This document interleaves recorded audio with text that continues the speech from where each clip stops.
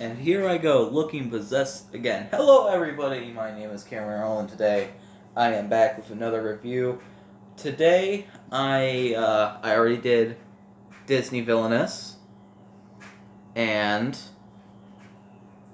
I already did the green Villainous, the Villainous core set, and the second expansion, the purple set, the Wicked to the Core set. Today I have it's not my favorite expansion because only one character in there is like up there on my favorites list. Somebody in this set is actually my favorite to play as, which is Scar from The Lion King. Yes, this is indeed the orange box.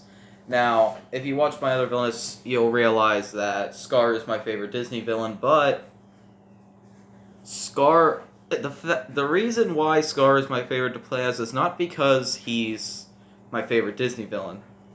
It's because of the way you play him. The way you play him is honestly unique to me. The fact that his goal is the only goal where you can't do anything unless you kill heroes. Like the Evil Queen, she has to win by killing Snow White, but that's just one hero. Scar's goal relies around the heroes. I was thinking here because I was playing a game of Villainous and we had to quit in the middle of it, and I have some of these cards upside down to show you like where the discard pile is and all that. Gotta go through here and check it. Okay, nothing's wrong. Okay, let's get him in there. Okay, so first character we got is also pretty unique. All three characters in this set are pretty unique. Cards, mechanics-wise, Yzma. Oh yeah, let me close the box back up again. Show you some of the box art.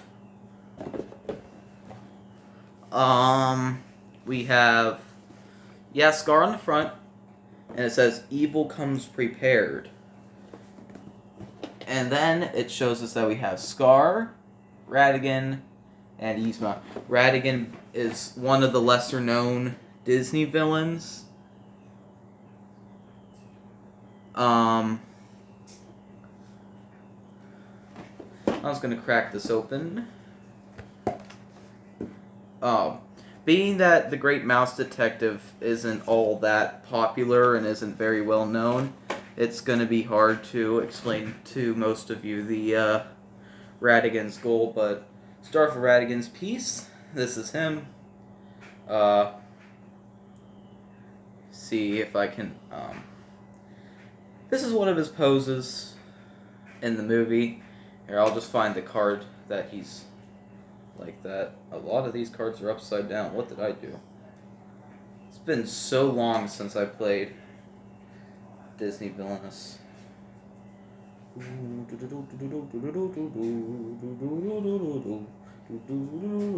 Here he is. See? You can see kind of like that pose. Of course, this isn't one of the, this is definitely not one of the most important cards in your deck, but it is important, is one of the few, it is one of the many cards that you can use to your advantage in a really good way. The thing that makes Ratigan so unique is that he has two goals, and by that I don't mean like 2 steps in his goal, I mean he actually has 2 goals. He comes with this cardboard token that you put here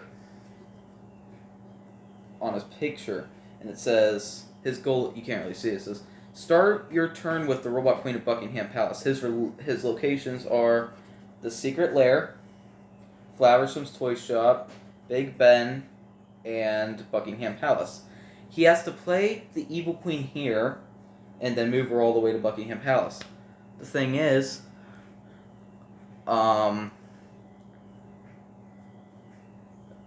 Evil Queen can get discarded, and when it gets discarded, it kind of feels like you're wasting all your money, because the Evil Queen isn't only Ratigan's most important card, it is also the most expensive card in all of Villainous. It is a cost of 15 coins. But Radigan has to his advantage gears. And, well, his goal, start with Buckingham Palace, but you got Basil in your Fate deck. And Basil can discard it. So if he ends up discarding the Evil Queen when she's on the board, then you take your tile and flip it over from the Superior Mind to the Rat. Get it in the light. The Rat. Obviously, what he looked like in the final battle when he was deranged. And then his goal is simply to defeat Basil. When I play Radigan, I honestly feel like I'm in the movie because they literally do what the finale does. But now some people, like, I've seen some people, they're like online, they're like, oh, Radigan is so easy because you could just discard the robot queen from your hand and then you just have to defeat Basil, right? No, that doesn't work that way. The evil queen has to be discarded while she's on your board for you to have to flip over your gold token. If you just discard her from your hand, then you're basically just screwing yourself.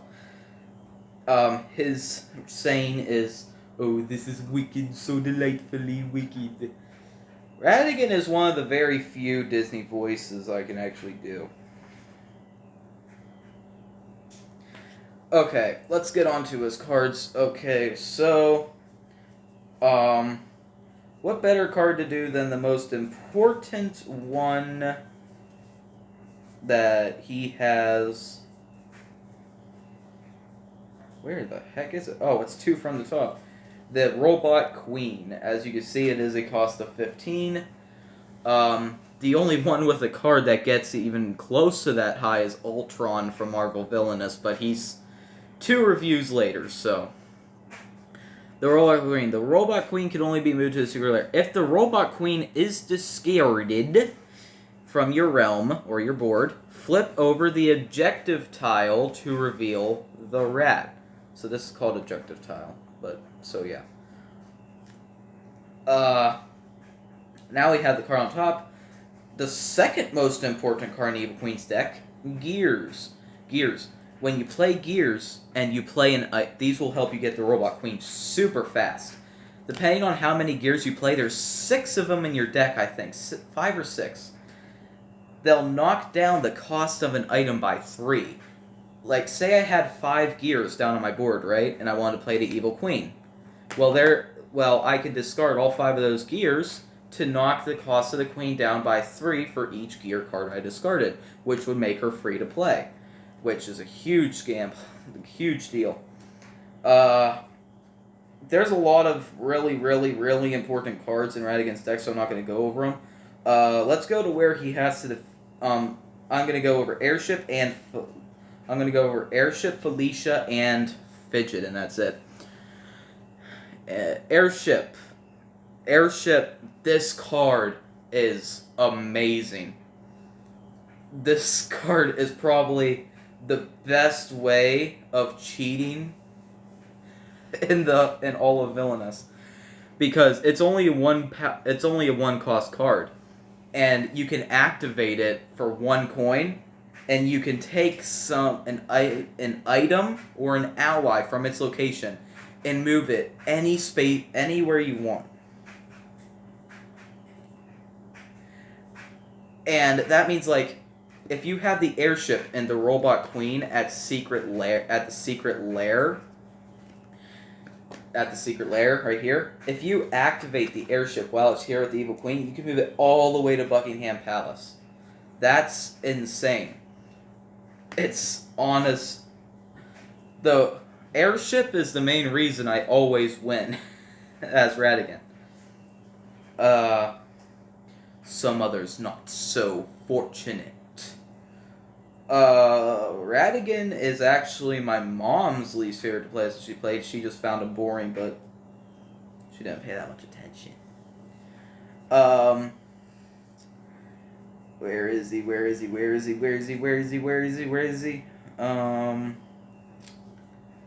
Come on, I know you're in here somewhere. Here we go. Fidget! Fidget. When Fidget is played, find Flaversham and play him to Flaversham's toy shop. So what you're going to do in that is you're literally going to do what the card tells you to. Once again, I'm not going to go over to heroes, except Basil, because he's important. Flaversham, and you're going to play into Flaversham's toy shop. After that, I always prefer to play Fidget when I have this card called, let me see if I can find it real quick. Oh, here we go, Capture. When I have this card called Capture in my hand. Capture allows me to take any hero with a strength of 3 or less and move him to Radigan's lair. So what I can do is I can take Flaversham from the toy shop with Capture and move him to the secret lair. And when he does get moved to the secret lair, the cost to play the Robot Queen is reduced by 3 power. So once again, wait till you have Fidget and Capture in your hand. Best to have them in your hand before you play the Robot Queen while you have the Robot Queen in your hand. And if you have enough coins, you can just play it. So yeah, that's also a really good card. Let's get to the final card I'm gonna talk about, and that is one of the strongest allies in all of Villainous. To pretty much just who she is in the movie. She is the marvelous Felicia the Fat Cat. Not so marvelous because she has a strength of 6, which is enough to defeat Basil, but when she is the reason she's a 6 strength ally with only 3 costs because when Felicia is played, discard an ally in your realm or pay 2 power. So she's not that great. I would go to pay 2 power route, but with Radigan, it could be really challenging to keep those coins because of the Robot Queen, you know? But that's pretty much it for... Oh, wait, no, I still gotta go over Basil. I'll go over some heroes you also want to avoid. Evil Queen, the Robot Queen, you literally cannot win the game if Robot Queen's on your realm. Toby, he can move a hero anywhere. Flaversham's actually a beneficial hero. Call for Help. Call for Help will either move Basil or put Basil on your board. And now we got the worst card himself, Basil. When Basil is played or moved, you may discard 1 item from his location. Yeah, if you play Basil to the location with an item, you can discard that item. And if you move him, which is why Call for Help or Toby would be bad, then he can discard an item at that location too. So definitely not good. Basil, he also has a strength of 6, I think it was. Let me see here. Yeah, strength of 6. Felicia just barely has enough strength to defeat himself. Okay, so I'll take Radigan.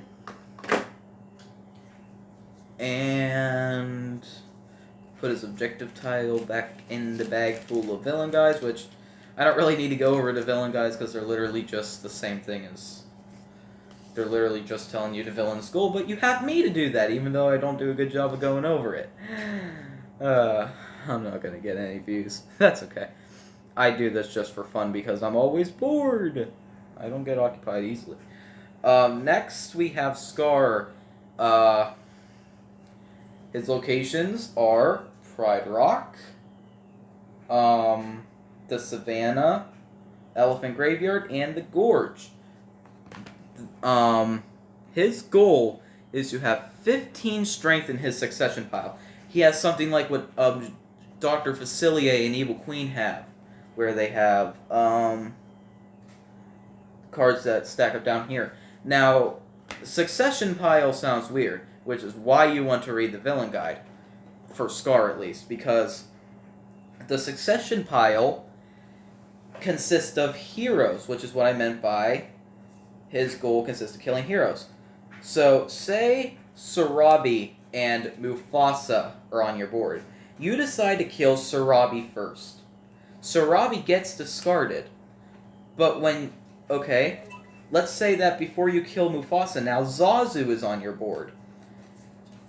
After you defeat... But you want to defeat Mufasa first, so you kill Mufasa first. Mufasa goes in your succession pile, under Scar's portrait, and you kill Zazu, and he too goes under Mufasa. That's because the more heroes you defeat, their strength is going to add up. Like, say I defeated Mufasa and Zazu. That's 8 strength. 8 strength. 7 more strength to go. Sarabi's still on my board. I kill Sarabi, that's 3 more strength. That's 11 strength. I kill enough heroes till their strength adds up to at least 15. Cards like Hakuna Matata can remove heroes from the succession pile. But no matter how many heroes you kill, if you do not kill Mufasa first, you cannot start your succession pile. You absolutely have to kill Mufasa first, because the succession pile cannot be a thing unless you kill Mufasa first. His goal is the only goal that relies all on multiple heroes. His saying is "Long live the king," and just favorite shade of orange too. It's kind of funny. Let's get into some of his cards. His most important card is "Long live the king." Long live the king allows him to take 4 cards off of his hero deck. Off the fate deck.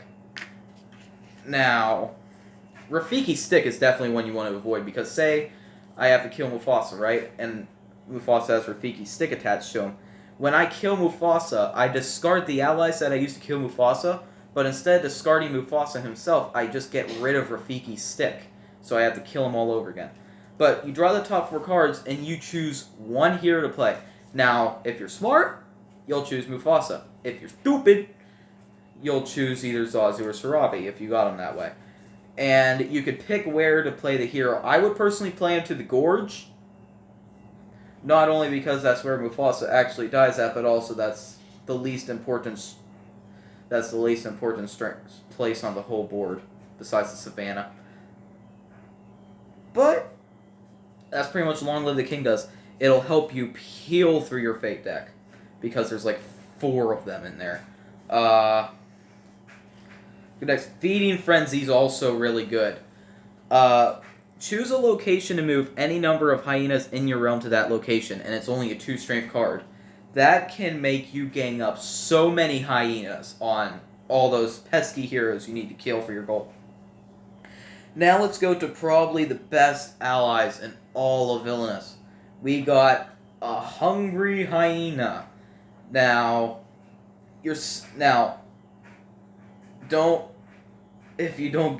this is your first time seeing the set, it's 2 cost for a strength of 1. That's because of the ability. Hungry Hyenas get +1 strength for every hyena at their location. So, I play 1 Hungry Hyena. I play another Hungry Hyena. Now, both these have +1 strength. So that's 4 strength right there. And I play 1 more Hungry Hyena. Now, each of them have 3 strength. Now it just takes 2 Hungry Hyenas to kill Mufasa. They add up very fast, and they're very, very useful to Mufasa's, to Scar's goal. One ally I would try to avoid if I could is the Stampede, just because they force you to have to move a hero that's at their location to another location. Probably the most important of the main trio hyenas, Shenzi. When Shenzi is played, you may play a hyena from your hand for free. So, you're playing a free hyena.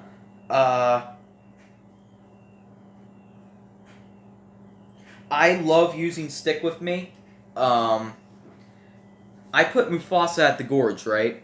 The Gorge has the symbol that you can use to kill the heroes.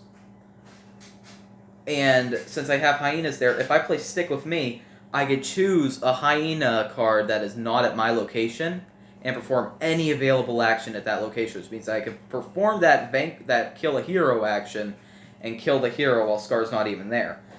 Ed the Hyena. The cost to play Hyenas at Ed's location is reduced by 1 power. That's really good. Let's get to... Oh, be prepared. You may discard the top 3 cards of your deck. You may choose 1 effect or up to 2 allies from your discard pile and put them into your hand. Let's get to the not-so-important Bonsai, the Hyena. Gain 1 power for each other Hyena discarded from Bonsai's location. He's good unless you use him in your section. Let's get to the last card about Scar I'm going to talk about, because the last video that I made cut out at half an hour, and I'm already at 20 minutes, and I still got 1 more villain to do. Whisper, choose a card from your Fate discard pile and play it, which means, like, if a hero that you really, really want to kill is in the discard pile, then you can pick them, you can claw them out of there with Scar. Now let's get to his piece. Probably the best piece in Villainous. He has kind of like the fire, and there's a little lion face in there too. He has the mammoth tusks around. I don't know if you can really see it, but there's little skulls right there by the bottom of the mammoth tusks. He has this bottom plate as a base, and he's overall just a really cool piece. Now let's get to a not-so-good villain to play as in Villainous for me. Honestly, I love the movie, not too much of the fan of the way she's played in the board games. We have Yzma from the Emperor's New Groove. Her goal is to defeat Kuzco using Krunk. Now, how she uses her goal is actually pretty creative, but her board, the locations are the Palace. Oh, what is this place called? Pacha's House, the Jungle, and Mudka's Meat Hut. It's been so long since I've seen the Emperor's New Groove, like 3 months. That's long for me. I love Disney. Now let's get to her piece. Her piece is literally like this. Feathers, she got that thing she has on her hat there, and yeah, nothing much. The bottom is like the bottom of a dress. Not much to say about the piece. It kind of reminds me of those trees from the Lorax. That was kind of funny. Yeah, but her goal is to defeat Kuzco using Croc. Now, she has a very, very unique setup. All these villains have 15 cards in their Fate deck. Yzma has 16. 1 more than every other villain. That's because she has a very special setup. You turn the 16 cards into 4 different piles, 4 cards in each pile, and you put them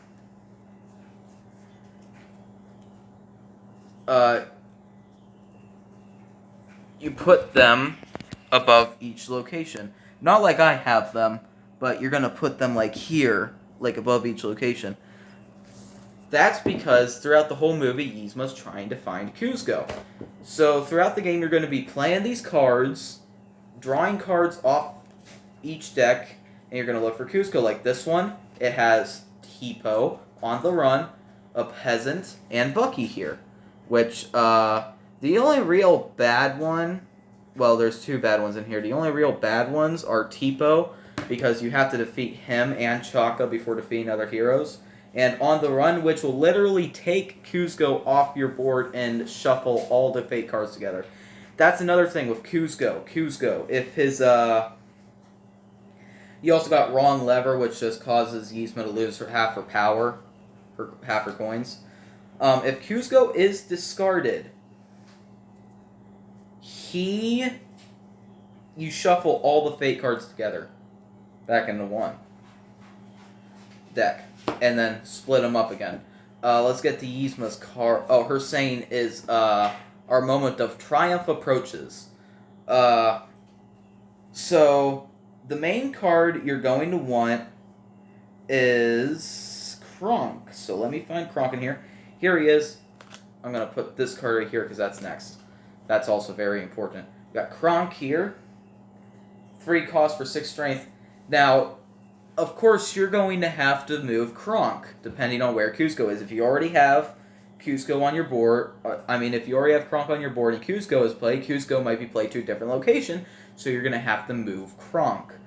But each time Kronk is moved, you place 1 coin on Kronk. When Kronk gets 3 coins, he betrays Yzma and turns into a hero, so you move him to the top of the board.